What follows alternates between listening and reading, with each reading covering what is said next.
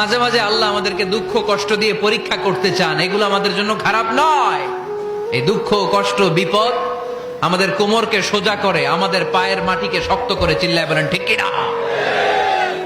প্রতিকূল পরিবেশে কিভাবে বাঁচতে হয় এই দুঃখ কষ্ট আমাদেরকে শিখায়। এজন্য মুমিন বান্দার বৈশিষ্ট্য হচ্ছে দুঃখ কষ্ট বেদনা জ্বালা এগুলোতে সে আপসেট হয় না, সে হাল ছেড়ে দেয় না, সে ভরসা রাখে একজনের উপর। চিল্লায় বলতে হবে তিনি কে? কারণ মুমিন জানে রাত্রি যত গভীর হয় অন্ধকার তমানিসা ভেদ করে সুবহে সাদিক হয়। মুমিন জানে গর্ভবতী নারীর পেটের ব্যথা যেই দিন বাড়তে থাকে ওই দিনই নতুন মেহমান আগমনের সময় ঘনাতে থাকে। মুমিন জানে তার জীবনে দুঃখ কষ্ট বিপদ যত বাড়তে থাকে সুখের দিন কাছে আসতে থাকে। এজন্য মুমিনের হারাবার কিছু নেই।